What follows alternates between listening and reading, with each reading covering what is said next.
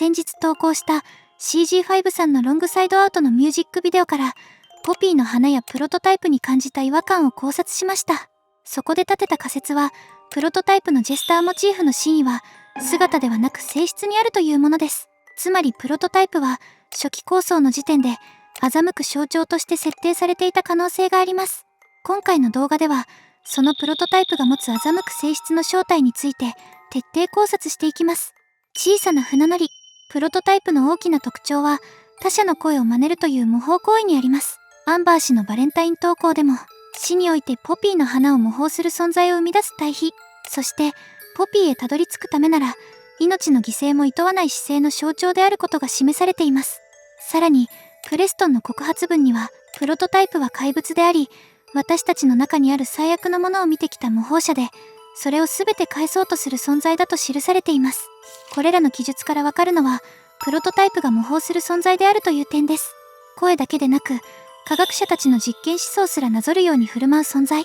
ではプロトタイプは声や行動だけを模倣しているのでしょうか。もし模倣がその本質であるなら、姿そのものもまた借り物である可能性があります。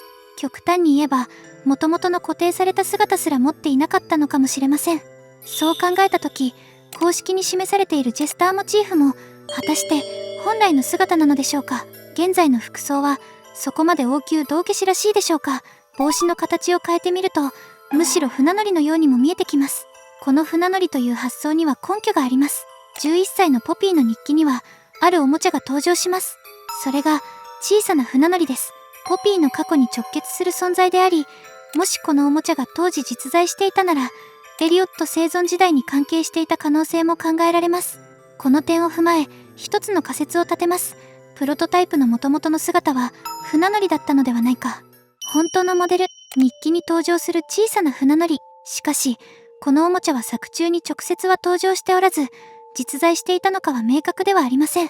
日記の時系列は1960年です。もしこの時期に販売されていたのであれば、プレイタイム社の中でも比較的古いおもちゃであった可能性があります。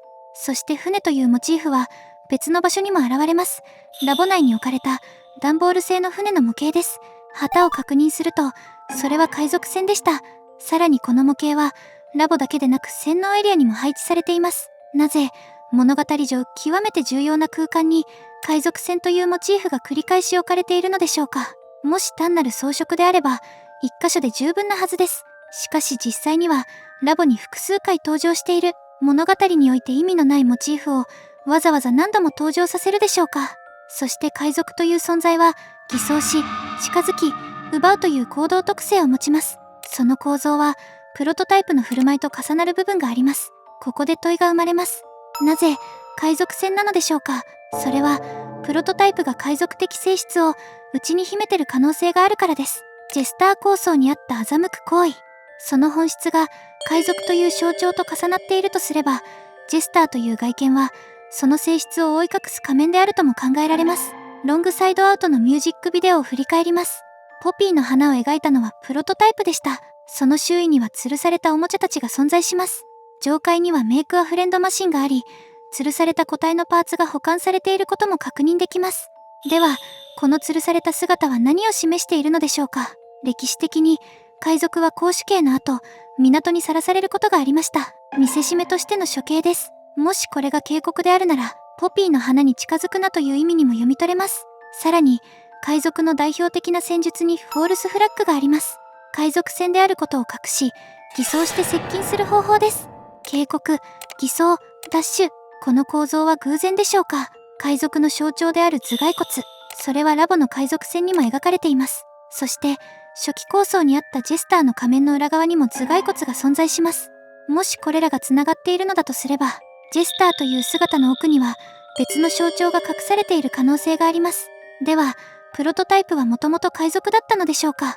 ここで再び浮かび上がるのが小さな船乗りという古いおもちゃです。プロトタイプはこの船乗りというモチーフを模倣した存在なのではないでしょうか。もちろん直接それを示す証拠はありません。しかし1960年代という時代背景、古いおもちゃの存在、ラボと洗脳エリアに反復配置された海賊船、そして頭蓋骨という象徴、これらの配置が同じ方向を指している点は無視できない一致だと考えています。人真似。では、模倣する存在とは、どのような人物像なのでしょうか。他者を模倣している時点で、その存在はオリジナルではありません。自らの核となる自己像を持たず、常に他者を参照することで成立している存在です。それは単に声を真似るという表面的な行為にとどまりません。思考や行動様式までも取り込み、借り物の人格として振る舞う構造だと考えられます。しかし模倣は、あくまで模倣です。どれほど精巧に再現しても、どこかに不自然さが残る、自己が確立されていない存在は、物事がうまく進んでいる間は万能感を抱きますが、崩れた瞬間には外部に原因を求めやすい傾向があります。自分という核が存在しないからこそ、他者の本物に強く執着する、ポピーのように愛される存在への憧れは、やがて模倣へと変わり、本物に近づこうとする衝動へと転じたのではないでしょうか。他者を取り込み続けるという構造は、心理的な模倣にとどまりません。それはやがて物理的な変化へとつながります。模倣が存在そのものを補完する手段になったとすれば、外部のパーツを取り込み続ける現在の姿も、その延長線上にあると考えられます。プロトタイプが1006、ポピーが1007。番号の連続性は、試作段階での関係性を示唆しています。もし彼がポピーと同型の器から始まった存在であったなら、現在の巨大な姿は後から付け足されたものになります。完成形が見えていないからこそ、外部を取り込み続ける。その行為は模倣であり、ダッシュであり、そして結果として海賊的でもあるのです。ポピーはエリオットに愛されていた。少なくとも、オリバー君はそう受け取っていた可能性があります。しかし同時に、エリオットもまた、オリバー君を愛していた可能性は否定できません。もし双方に愛情が存在していたにもかかわらず、その向きや形が一致していなかったとすれば、そこに生まれたのは愛の欠如ではなく、愛の誤解だったのかもしれません。自分は選ばれなかった。自分は本物ではなかった。本物になりたかった。そう感じた瞬間、愛情は執着へと変質します。もしそのすれ違いがあったのだとすれば、現在のポピーへの強い執着も、単なる支配欲ではなく、かつて満たされなかった承認への渇望が、歪んだ形で表出している可能性があります。王が不在のジェスター。プロトタイプの公式モチーフはジェスターです。ジェスターとは王宮道化師。本来は王に仕える存在です。では、現在の地下世界において、プロトタイプが仕えている王とは誰なのでしょうか。ここに違和感があります。死のスクリーンに表示される言葉、私の王国は永遠に続く、今にわかるだろう。この王国とは何を指しているのでしょうか。工場そのものなのか、それともベタープレイスなのか。もし後者であるなら、その王国の主はプロトタイプ自身である可能性が浮かび上がります。ジェスターであるはずの存在が王を失い、やがて王を名乗る。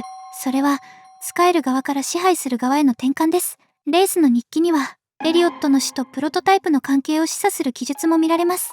もし王の不在によって秩序が崩れたのだとすれば、その空白を埋めた存在が現れたとしても不自然ではありません。